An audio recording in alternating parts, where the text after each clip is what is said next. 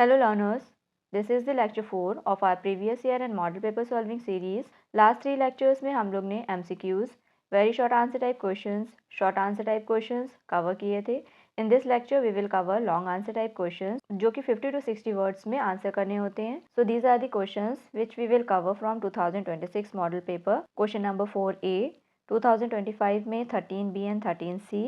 2024 में 13B जो कि सिमिलर है 2025 के 13C के. बाकी 2018 से 2022 के ये क्वेश्चंस हैं. इनमें 6A and 6B already cover कर चुके हैं. इस लेक्चर में कवर करेंगे 6A different variables in C language and 6B main components of C language. तो स्टार्ट करते हैं फर्स्ट क्वेश्चन से जो है related to e commerce. Describe the history of e commerce and its main type. 2026 model paper में 4 marks में पूछा गया है. नेक्स्ट है what is e commerce. How many types of e-commerce are there? Explain each type in brief. 2025 में 4 marks में पूछा गया है. नेक्स्ट है what is e-commerce. Write all the types of e-commerce. Explain each types of e-commerce in brief. 2024 में 4 marks में पूछा गया है. मीन्स जब से सिलेबस में ई-कॉमर्स ऐड हुआ है तब से ये हर ईयर पूछा गया है, तो इस ईयर भी हाई चांसेस है कि ये पूछा जाए. पहले ये 2 सिमिलर क्वेश्चन हैं, इनको समझते हैं. अगर मार्क्स डिवीजन की बात करें तो 1 मार्क्स का होगा ई कॉमर्स. टाइप्स के लिए होंगे 1 मार्क्स एंड एक्सप्लेनेशन के लिए होंगे 2 मार्क्स. तो आपको क्वेश्चन के अकॉर्डिंग ही आंसर करना होगा. तो सबसे पहले समझते हैं ई कॉमर्स क्या होता है. तो इनमें से आप कोई 2 पॉइंट्स भी मेंशन कर देंगे तो सफिशिएंट होगा, क्योंकि आंसर आपको 50 टू 60 वर्ड्स में लिखना है. तो ई कॉमर्स क्या होता है. E commerce means electronic commerce. It refers to the buying and selling of goods and services through internet. जब इंटरनेट का यूज़ करके किसी भी प्रोडक्ट को या सर्विसेज को बाय या सेल किया जाता है तो उसको ई कॉमर्स बोलते हैं. All activities like online shopping, online payment, digital marketing, ticket booking and online banking are the part of e-commerce. It removes the need of physical shop and allow customers to purchase products anytime and from anywhere. तो e-commerce में जो physical shops होती हैं उनकी need खत्म हो जाती है. जो कस्टमर होता है वो प्रोडक्ट को किसी भी टाइम और किसी भी जगह से परचेज कर सकता है. नेक्स्ट है types of e commerce. B2B, B2C, C2C, C2B. तो इसको सिंपल लर्न करने की ट्रिक है. पहले BC, देन BC, फिर BB, CC. ऐसे लिख के बीच में 2 लिख दीजिए. ये सारे 4 टाइप्स हो गए. Business to business, business to consumer, consumer to business, consumer to consumer. First है B2B, बिजनेस टू बिजनेस. इसमें transactions takes place between 2 businesses. Means इसमें जो ट्रांजेक्शन बाइंग और सेलिंग होती है वो 2 बिजनेसेस के बीच में होती है. एग्जाम्पल है manufacturer selling product to wholesaler. तो कोई मैन्युफैक्चरर अपने प्रोडक्ट को किसी होलसेलर को सेल कर रहा है तो वो क्या है, B2B. नेक्स्ट है B2C, business to consumer. Businesses sell goods directly to the customers. तो इसमें जो बिजनेसेस होते हैं वो अपने प्रोडक्ट को डायरेक्टली कस्टमर को सेल करते हैं. Example buying a mobile phone from a Flipkart और अमेजन. नेक्स्ट है C2C, consumer to consumer. One consumer sell product to another consumer using online platform. तो जब एक कंज्यूमर दूसरे कंज्यूमर को प्रोडक्ट सेल करता है यूजिंग ऑनलाइन प्लेटफॉर्म तो उसको कहते हैं C2C. जैसे एग्जांपल है selling second hand goods on OLX. तो OLX पे जो सेल कर रहा है वो भी कंज्यूमर है और जो बाय कर रहा है वो भी कंज्यूमर है. नेक्स्ट है C2B, consumer to business. Individuals provide services और प्रोडक्ट्स टू द कंपनीज. तो जब कोई इंडिविजुअल सर्विसेज या प्रोडक्ट किसी कंपनीज को प्रोवाइड करता है उसको बोलते हैं कंज्यूमर टू बिजनेस. एग्जांपल है YouTuber promoting a company product और a freelancer working for a firm. तो इसमें यूट्यूबर क्या है, कंज्यूमर है, और जो कंपनी है वो बिजनेस है. तो जब यूट्यूबर प्रमोट कर रहा है किसी कंपनी के प्रोडक्ट को तो ये होगा कंज्यूमर टू बिजनेस. और या फिर कोई फ्रीलांसर है वो किसी फर्म के लिए काम कर रहा है तो वो होगा कस्टमर टू बिजनेस. नेक्स्ट है जो कि फर्स्ट क्वेश्चन था, describe the history of e commerce and its main types. 2026 model paper में पूछा गया है. तो इसमें हिस्ट्री लिखनी है और मेन टाइप्स बतानी है. मीन्स हिस्ट्री 2 मार्क्स की होगी और टाइप्स 2 मार्क्स के होंगे. तो पहले हिस्ट्री समझते हैं. The development of e commerce took place in different stages. तो जो डेवलपमेंट हुआ था ई कॉमर्स का वो डिफरेंट स्टेजेस में हुआ था. सबसे पहले है beginning stage, then growth, then expansion और प्रेजेंट टाइम. तो 1970s में बिगनिंग हुई थी ई कॉमर्स की. Businesses started using EDI, electronic data interchange. तो बिजनेसेस थे वो EDI से अपने डॉक्यूमेंट्स जो भी थे वो एक्सचेंज करते थे.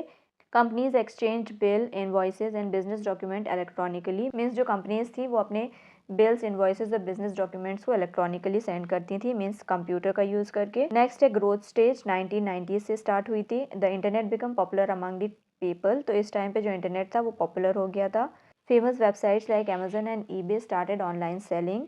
1995 में अमेजन और eBay ने ऑनलाइन सेलिंग स्टार्ट कर दी थी. Online shopping become popular for the first time. तो ऑनलाइन शॉपिंग 1990s में फर्स्ट टाइम पॉसिबल हो पाई थी. नेक्स्ट है एक्सपेंशन स्टेज जो कि 2000 में स्टार्ट हुई थी. Secure payment method like credit card and online banking develop. तो इस टाइम पे जो क्रेडिट कार्ड है, ऑनलाइन बैंकिंग, स्टार्ट हो गई थी। Customer started trusting online transaction, customers के बीच में ट्रस्ट भी बिल्ड हुआ था। नेक्स्ट है present time, use of smartphone, mobile phones and digital wallets, UPI, Paytm etcetera का यूज़ स्टार्ट हो गया था।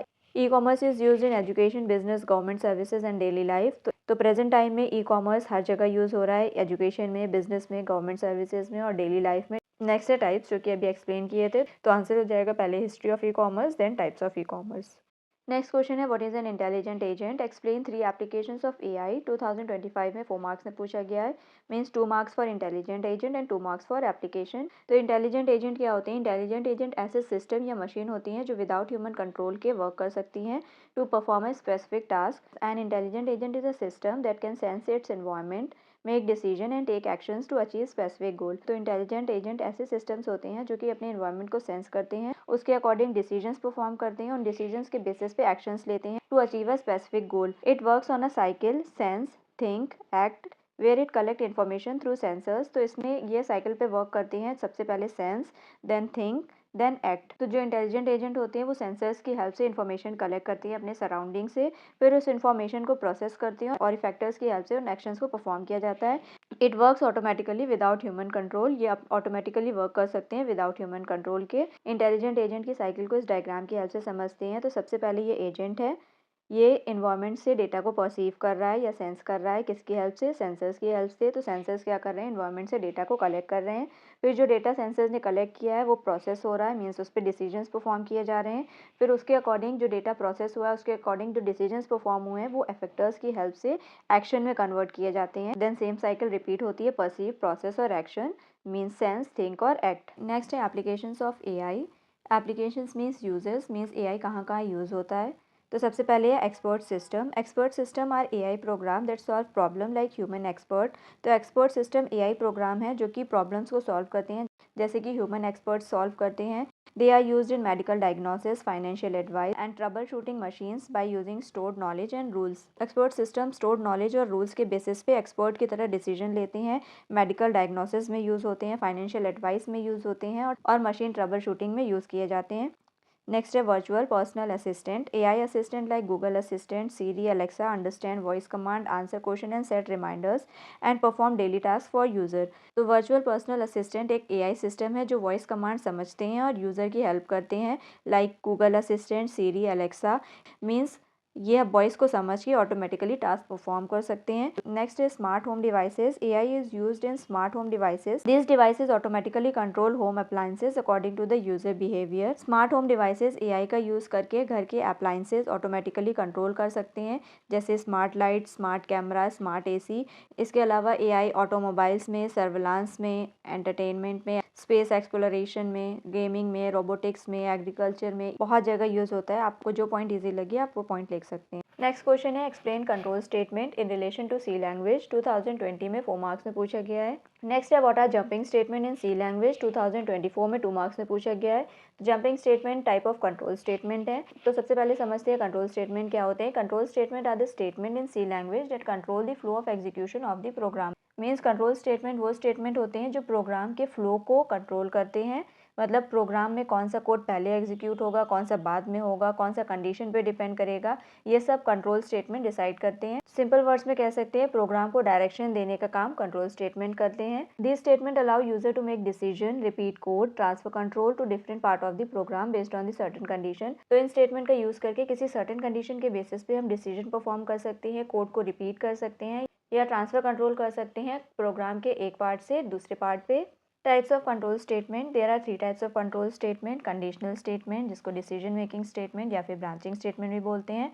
इसमें 3 टाइप्स होते हैं, इफ एल्स और स्विच। नेक्स्ट है लूपिंग स्टेटमेंट, इटरेशन स्टेटमेंट या फिर रेपिटेशन स्टेटमेंट। इसमें होते हैं वाइल, डू वाइल और फॉर।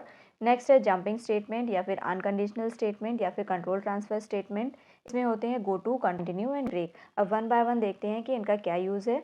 तो सबसे पहले है conditional statement. This statement allow the program to make decision based on the certain condition. तो किसी कंडीशन के बेसिस पे अगर कोई डिसीजन परफॉर्म करना है तो कंडीशनल स्टेटमेंट का यूज़ किया जाता है।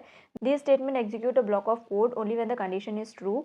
तो ये स्टेटमेंट किसी पर्टिकुलर ब्लॉक ऑफ कोड को तभी एग्जीक्यूट करती हैं जब कंडीशन ट्रू हो या फिर फॉल्स हो। डिफरेंट टाइप के कंडीशनल स्टेटमेंट है if statement, if else statement and switch statement. Next type of control statement है लूपिंग स्टेटमेंट। लूपिंग स्टेटमेंट का यूज़ तब किया जाता है जब किसी पर्टिकुलर कोड को बार बार रिपीट किया जाना हो, जैसे कि 1 से 10 तक नंबर प्रिंट करने हो या फिर 10 स्टूडेंट के मार्क्स को ऐड करने हो। तो इस टाइप के प्रोग्राम्स में लूपिंग स्टेटमेंट का यूज़ किया जाता है। Looping statement are use to repeat a set of instruction many time until a condition is satisfied. तो लूपिंग स्टेटमेंट किसी पर्टिकुलर सेट ऑफ इंस्ट्रक्शन को तब तक रिपीट करते हैं जब तक कि कंडीशन सेटिस्फाइड रहती है, मीन्स ट्रू रहती है। इसमें जो डिफरेंट टाइप के लूप्स हैं वो हैं for loop, while loop and do while. Next type के कंट्रोल स्टेटमेंट है jumping statement. Jumping statement transfer the control from one place to another in the program. Means jumping statement वो statement होते हैं जो programme का normal flow suddenly change कर देते हैं, मतलब प्रोग्राम एक जगह से डायरेक्टली दूसरी जगह पे जंप कर जाता है। ये मोस्टली लूप्स और स्विच में यूज होते हैं। This statement forces the program control to either exit, to resume the execution और to move the desired location.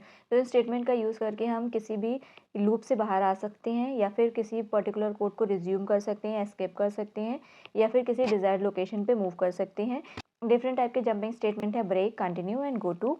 तो ओवरऑल आंसर क्या हो जाएगा? सबसे पहले कंट्रोल स्टेटमेंट, फिर types of control statement, what are jumping statement in C language. 2 marks में पूछा गया है तो उसी के अकॉर्डिंग आंसर करना होगा। तो सबसे पहले जंपिंग स्टेटमेंट एक्सप्लेन कर देंगे, जंपिंग स्टेटमेंट क्या होते हैं, फिर उनके टाइप्स के नेम मेंशन कर देंगे, break, go to and continue. अगर आपको कंट्रोल स्टेटमेंट का और डिटेल एक्सप्लेनेशन चाहिए तो लेक्चर नंबर 9 जरूर देखें। नेक्स्ट क्वेश्चन है explain input output statement in relation to C language. 2020 में 4 मार्क्स में पूछा गया है। सबसे पहले इनपुट आउटपुट स्टेटमेंट क्या होते हैं उनको एक्सप्लेन करेंगे, फिर डिफरेंट टाइप के जो इनपुट आउटपुट स्टेटमेंट है फॉर्मेटेड अनफॉर्मेटेड को एक्सप्लेन करेंगे। इनपुट आउटपुट स्टेटमेंट क्या होते हैं? Input output statement in C are use to take data from the user and display the result on the screen. तो जब हमें प्रोग्राम में कुछ डेटा को इनपुट करना होता है या फिर आउटपुट को डिस्प्ले करवाना होता है तो इनपुट आउटपुट स्टेटमेंट का यूज़ करते हैं। These operations are performed with the help of functions available in header file stdio.h and conio.h। तो इनपुट आउटपुट ऑपरेशंस परफॉर्म करने के लिए डिफरेंट फंक्शंस का यूज़ होता है जो कि हेडर फाइल में इंक्लूडेड है, जिनको हम डायरेक्टली यूज़ कर सकते हैं। In C input and output functions are classified into formatted input output and unformatted input output statement. तो सी में जो इनपुट आउटपुट स्टेटमेंट है वो 2 टाइप्स के हैं, फॉर्मेटेड और unformatted.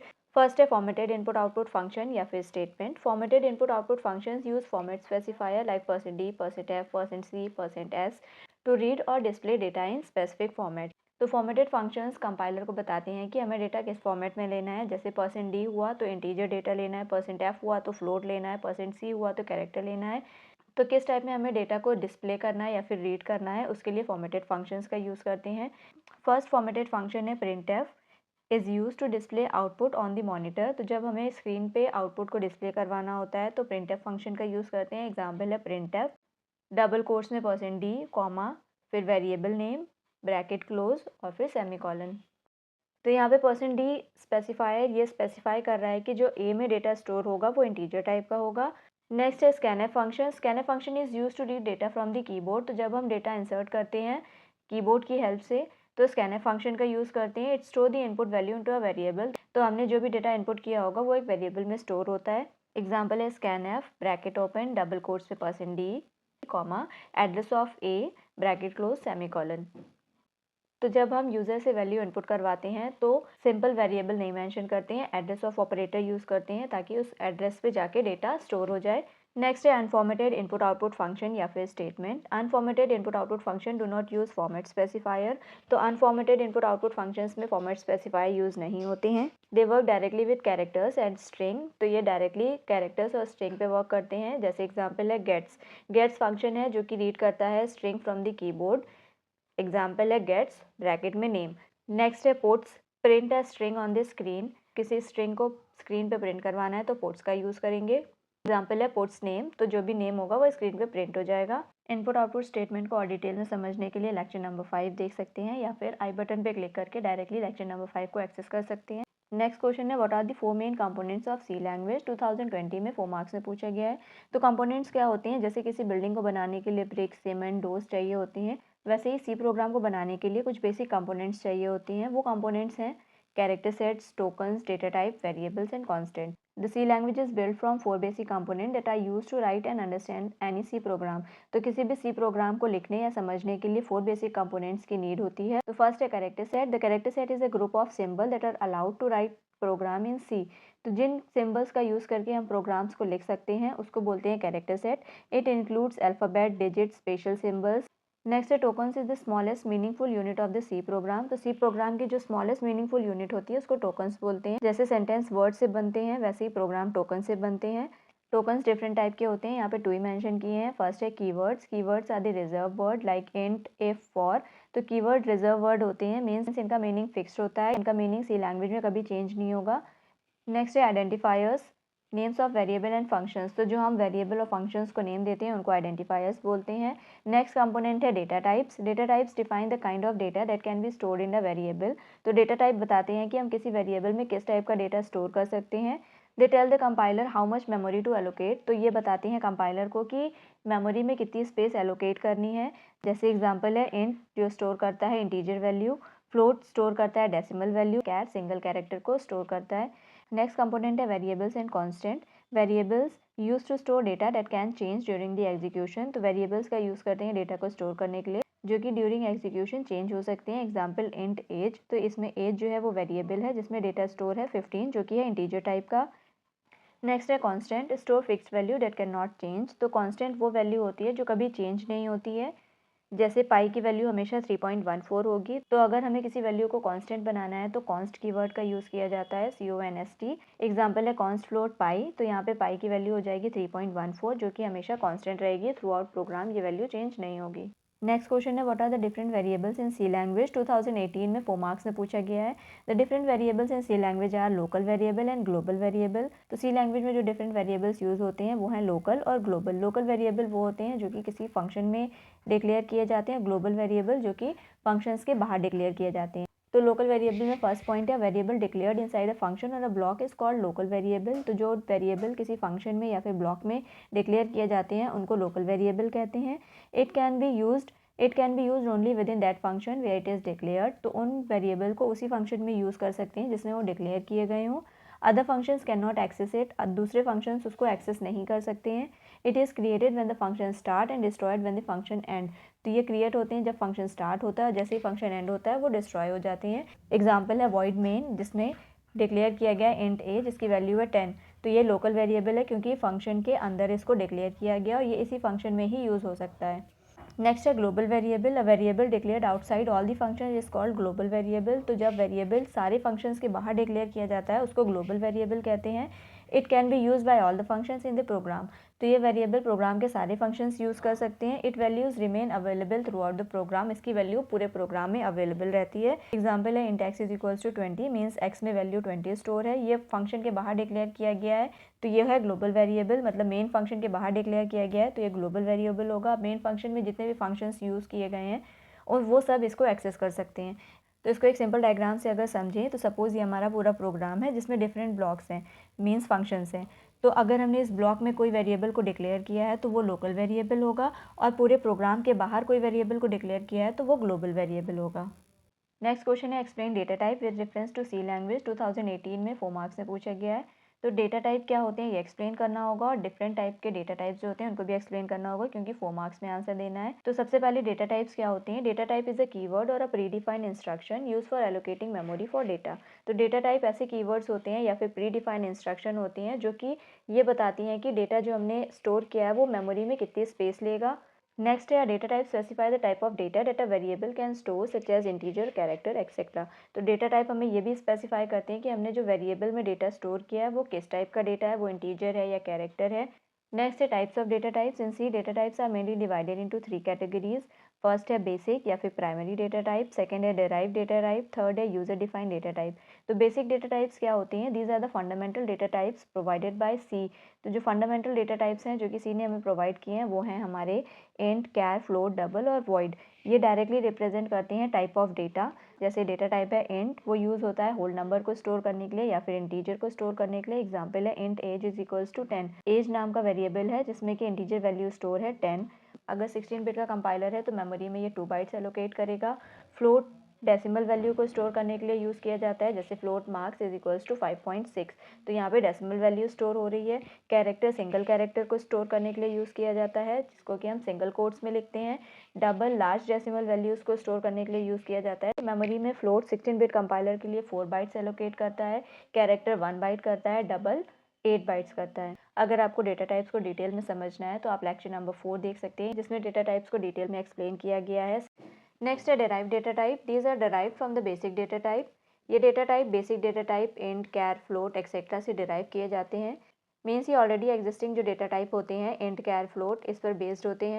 Different derive data types हैं array, pointer and function. Array is a collection of similar value. Means जब हमें सेम टाइप की मल्टीपल वैल्यूज़ को स्टोर करना होता है तो एरे का यूज़ करते हैं। जैसे एग्जाम्पल है 3 स्टूडेंट के मार्क्स को शेयर करना है, तो सिंपल अगर बेसिक डेटा टाइप का यूज़ करेंगे तो 3 वेरिएबल्स डिक्लेयर करने होंगे, int m1, m2 and m3। But array में हम सिंगल वेरिएबल का यूज़ करके डिक्लेयर कर सकते हैं, लाइक इंट m सबस्क्रिप्ट में 3, क्योंकि 3 वैल्यूज़ को स्टोर करना है, और कर्ली ब्रेसेस में उनकी वैल्यूज़। तो array is a collection of similar data item. Next है pointer. Pointer stores the address of variable. तो पॉइंटर एक स्पेशल वेरिएबल होते हैं जो किसी दूसरे वेरिएबल का एड्रेस को स्टोर करते हैं। मीन्स पॉइंटर वैल्यू नहीं, किसी दूसरे वेरिएबल के मेमोरी एड्रेस स्टोर करते हैं। जैसे एग्जांपल है int a is equals to 10, int asterisk p is equals to address of a। तो a में वैल्यू स्टोर है 10, जिसका एड्रेस है सपोज 10115, और एक पॉइंटर टाइप का वेरिएबल है जो कि एस्ट्रिक का यूज़ करके डिक्लेयर करते हैं। तो इस पॉइंटर वेरिएबल में एड्रेस ऑफ a स्टोर किया है, तो इसमें वैल्यू आ जाएगी जो कि एड्रेस होगा a का। नेक्स्ट है functions. Function is a block of code that return value. Means function एक ब्लॉक ऑफ कोड होते हैं जो किसी स्पेसिफिक टास्क को परफॉर्म करते हैं, और वो वैल्यू भी मीन्स आउटपुट भी रिटर्न करते हैं। नेक्स्ट है user defined data type. These are defined by the programmer according to the need of the programmer. ये डेटा टाइप प्रोग्रामर या यूज़र खुद डिफाइन करता है अपनी नीड के अकॉर्डिंग। फर्स्ट है structure. Structure is a group of different type of members with separate memory for each member. जैसे array में हम सिमिलर टाइप के डेटा को स्टोर करते हैं, वैसे ही स्ट्रक्चर में हम डिफरेंट टाइप के डेटा को स्टोर कर सकते हैं, और स्ट्रक्चर में हर मेंबर के लिए अलग मेमोरी होती है। जैसे एग्जांपल है स्टूडेंट की डिटेल को स्टोर कर रहे हैं, स्टूडेंट की डिटेल्स अलग अलग डेटा टाइप की हैं, रोल नंबर इंटीजर है, नेम कैरेक्टर एरे है, मार्क्स फ्लोट है। तो ये तो डिफरेंट टाइप के डेटा को स्टोर करने के लिए स्ट्रक्चर का यूज़ किया है। तो इंटीजर मेमोरी में 2 बाइट्स एलोकेट करेगा according to 16 bit compiler. Character array 20 size की है तो 20 बाइट्स एलोकेट होंगी। फ्लोट 4 बाइट्स एलोकेट करेगा। मीन्स जो मेमोरी में एलोकेशन होगा वो 26 बाइट्स का होगा, सबके लिए अलग अलग मेमोरी एलोकेट की जाएगी। नेक्स्ट है union. Shares memory among members. Union भी स्ट्रक्चर जैसे होते हैं, बट इसमें सब मेंबर्स सेम मेमोरी शेयर करते हैं। जैसे एग्जांपल है, सेम एग्जांपल है बट इसमें स्ट्रक्चर की जगह यूनियन यूज़ किया है। तो इसमें भी इंटीजर के लिए 2 बाइट्स नीड होंगी, कैरेक्टर एरे के लिए 20 बाइट्स, फ्लोट के लिए 4 बाइट्स, बट इसमें जो मेमोरी एलोकेशन होगा वो 20 बाइट्स होगा। तो यूनियन में जो लार्जेस्ट साइज मेंबर होता है उतनी ही मेमोरी एलोकेट की जाती है, और बाकी मेंबर्स उसी मेमोरी को शेयर करते हैं। मीन्स इसमें एट अ टाइम एक ही मेंबर को एक्सेस किया जा सकता है। That's all about long answer type question. Next video में very long answer type questions cover करेंगे जो कि 8 मार्क्स में पूछे जाते हैं। Till then keep learning, stay happy and stay healthy.